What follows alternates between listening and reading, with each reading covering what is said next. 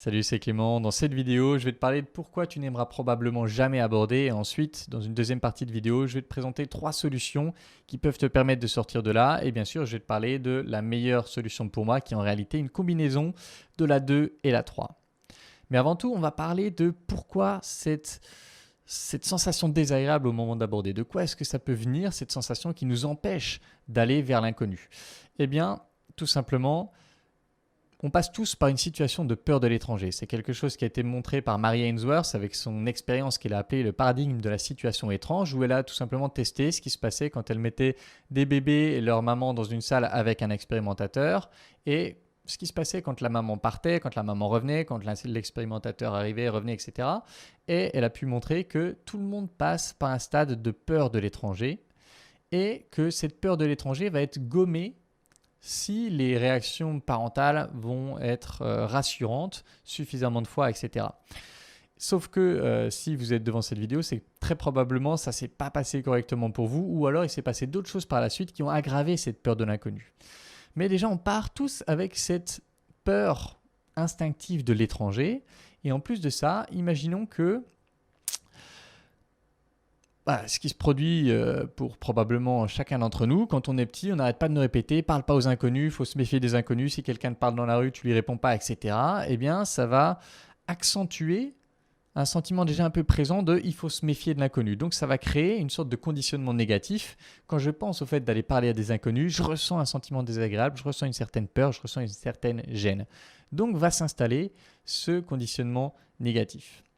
Maintenant, imaginez que pour X raisons, vous arrivez à vous motiver, les circonstances sont bonnes, les étoiles sont alignées, vous arrivez à aborder. Qu'est-ce qui va se passer la majorité du temps? Eh bien, vous allez vous prendre un rejet. Pourquoi? Parce que vous n'êtes pas bon, parce que vous n'êtes pas à l'aise, etc. Peu importe. Très probablement que la majorité du temps, vous allez vous prendre un rejet. Et donc, ce rejet, il va venir confirmer ce conditionnement qui était déjà présent. Vous allez vivre une conséquence négative qui va renforcer ce conditionnement déjà présent. C'est ce qu'on appelle le conditionnement opérant.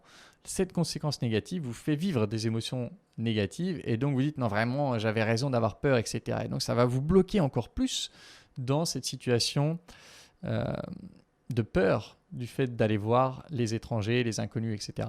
Et donc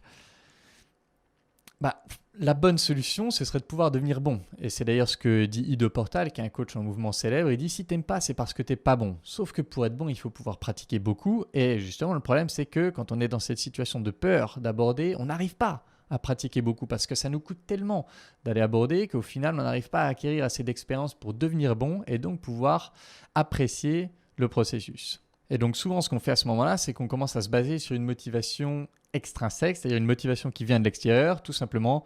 Je vais essayer de me forcer parce que je veux une copine, je vais essayer de me forcer parce que je veux rencontrer des filles, etc. Sauf que, comme tout simplement la majorité des premiers essais, ça va être des refus, très vite, on s'apercevra qu'on n'a pas cette récompense. Et les quelques rares énergumènes qui y arriveront à chaque fois, très probablement que vous ne serez pas devant cette vidéo parce que si vous arrivez à chaque fois, c'est que probablement par le passé, vous avez été toujours confronté à des situations de succès, etc. Vous faites partie de ce qu'on appelle les naturals, c'est-à-dire les mecs pour qui ça a toujours été simple. Mais si vous regardez cette vidéo, c'est que très probablement, vous ne faites pas partie de cette catégorie. Et donc, pour vous, vous allez essayer de vous forcer pour obtenir cette récompense, sauf que comme cette récompense ne vient pas ou vient vraiment très rarement, ce ne sera pas assez pour vous porter dans le fait de le faire régulièrement jusqu'à devenir bon. Donc ça ne marchera pas pour vous. Alors quelles sont les solutions qu'on peut envisager? La solution qui probablement est celle qui se passe le plus souvent dans la vraie vie, c'est que on finit par tellement se détester, avoir tellement de haine envers soi-même de ne pas agir, qu'il y a une sorte de sentiment constant méga désagréable, vraiment de la douleur constante d'être qui on est, d'être dans cette incapacité d'avancer, etc. Et quand il y a suffisamment de douleur, parfois cette douleur devient tellement énorme que le fait d'aborder à côté, ça paraît pas grand-chose. Et donc, ce qu'on fait, c'est que on maximise le coût de ne pas agir. On augmente le coût via cette haine qui augmente envers soi-même, on augmente le coût de ne pas agir, il devient plus grand que le coût d'agir, et donc on finit par agir et par aller aborder suffisamment pour devenir bon. Sauf que le problème, c'est que ça, c'est pas contrôlable. Vous ne pouvez pas décider de vous haïr plus comme ça. C'est une conséquence en général d'un très long processus de stagnation qui va vous amener à cette haine suffisamment forte qui va vous pousser à y arriver. Mais probablement que plein de gens qui regardent ce genre de vidéos, ils ont réussi comme ça, par la haine de soi, mais bon, c'est pas la manière la plus fun et la plus sexy de le faire. Et en fait, vous êtes toujours à la limite entre l'ordre et le chaos quelque part. Vous êtes toujours à cette limite où vous êtes tellement au bord du gouffre de la détestation de soi que c'est vachement dangereux parce que bien évidemment, ça peut mener à des suicides, ça peut mener à des comportements vraiment dommageables. Maintenant, une autre possibilité, c'est de faire appel à une motivation intrinsèque. Donc la motivation intrinsèque, c'est je le fais parce que l'activité en elle-même m'apporte du plaisir. Donc l'idée, ce serait d'aller trouver des choses dans le fait de parler à des inconnus qui vous apportent automatiquement du plaisir. Alors ça, dans la théorie, c'est le meilleur. Dans la théorie, c'est le mieux. Si l'activité en elle-même vous apporte du plaisir, alors ça sera facile de continuer jusqu'à devenir bon. Sauf que dans la pratique, on a beau essayer de se dire, par exemple, j'aime bien rencontrer des gens, être curieux, découvrir leur vie, donc je vais essayer d'aborder juste pour être curieux, juste pour découvrir leur vie. Ça, c'est beau dans la théorie, sauf que dans la pratique, ça marche très peu. Il faut vraiment arriver à se restructurer au niveau des pensées pour que ça marche et très probablement que ce ne sera pas suffisant pour dépasser le coût que c'est d'aller aborder. Donc, c'est beau dans la théorie, mais dans la pratique, ça ne marche pas. Alors, qu'est-ce qui va marcher dans la pratique ? Ce qui va marcher dans la pratique, c'est au final d'arriver à minimiser le coût d'agir, à diminuer au maximum le coût d'aller aborder. Alors, comment est-ce qu'on va faire ça ? On va faire ça en se basant sur ce que j'avais appelé par le passé des situations au rejet impossible, c'est-à-dire des situations où ce serait vraiment malvenu que de refuser de vous parler.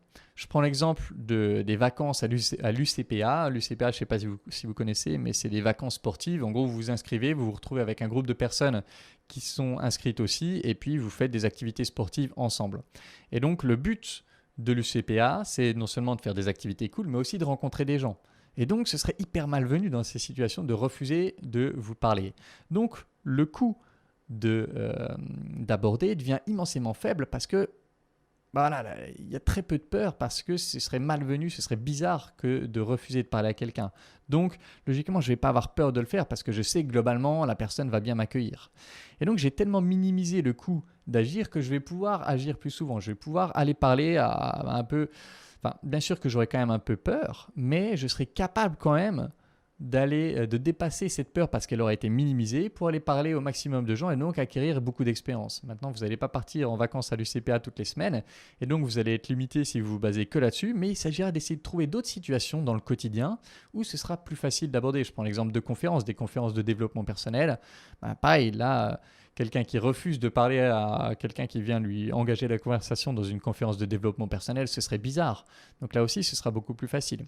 Et l'idée, ça va être vraiment d'essayer de lister ce genre de situation où le coût d'aborder sera très faible. Pourquoi ? Parce que la peur que ça se passe mal sera très faible. Et pourquoi cette peur que ça se passe mal sera très faible ? Parce que vous êtes dans un contexte où ce serait malvenu de rejeter la personne qui vient vous parler. Donc imaginez que maintenant, c'était la troisième solution, vous ayez diminué au max le coût d'aborder et qu'en plus de ça, vous vous basez sur des choses que vous appréciez intrinsèquement, que vous appréciez de nature, comme par exemple si vous êtes quelqu'un de curieux, que vous appréciez poser des questions sur la vie des gens, leurs expériences, etc. Si vous combinez les deux, alors ce sera plus facile d'aborder déjà au départ parce que le coût est faible, mais en plus vous aurez plus de chances d'apprécier le process et donc d'acquérir comme ça, d'avoir du plaisir qui va vous inciter, qui va vous envoyer des signaux neuronaux, et en fait, qui va tout simplement reconditionner votre réaction au fait d'aborder finalement aborder ça apporte du plaisir. Et donc à force de cumuler ces expériences, la clé c'est la fréquence, le fait de le faire régulièrement, mais en plus de ça, de le faire dans un contexte où les émotions sont positives, c'est ça qui va faire que vous allez accumuler suffisamment de momentum pour que vous soyez dans cette situation où vous appréciez le processus et donc c'est pas dur de continuer jusqu'à ce que vous deveniez bon. Et là, enfin, vous deviendrez tellement à l'aise que bien sûr qu'il y aura toujours la peur d'aborder, elle sera toujours là, mais vous savez globalement vous allez pouvoir vous démerder. C'est notamment ce qu'on acquiert en pratiquant beaucoup la connexion authentique. On sait qu'on peut se démerder dans n'importe quel type de conversation et donc ça permet, quand on a cette certitude intérieure parce qu'on l'a pratiqué beaucoup, qu'on saura bien se démerder dans la conversation, qu'on saura passer un bon moment dans la conversation, ça permet d'avoir un coût qui est hautement diminué et donc de pouvoir passer à l'action pour tirer les bénéfices du plaisir de parler, etc. et donc être capable de le faire plus souvent jusqu'à devenir bon. Donc voilà pour moi j'allais dire les deux seuls. Au final, c'est la seule solution qui permet de vraiment progresser et de vraiment dépasser la peur d'aborder, c'est de pouvoir combiner à la fois cette motivation intrinsèque, le plaisir de la discussion, avec des situations qui vont diminuer drastiquement les coûts pour que ce soit suffisamment facile de vous pousser à passer à l'action. J'espère que cette vidéo vous aura aidé. Comme d'habitude, si vous voulez travailler avec moi, si vous voulez que je vous accompagne dans ce processus, vous pouvez postuler à l'École des Guerriers. La prochaine édition, il ne reste plus que 2 places. Ça commence le 2 octobre, je crois, ou le 2 ou le 3 octobre. Donc n'hésitez pas à postuler rapidement si vous voulez que je vous accompagne et que je vous aide à vous dépasser dans ces domaines-là. C'est tout pour cette vidéo. En attendant la prochaine, je vous embrasse et je vous dis à bientôt. Ciao.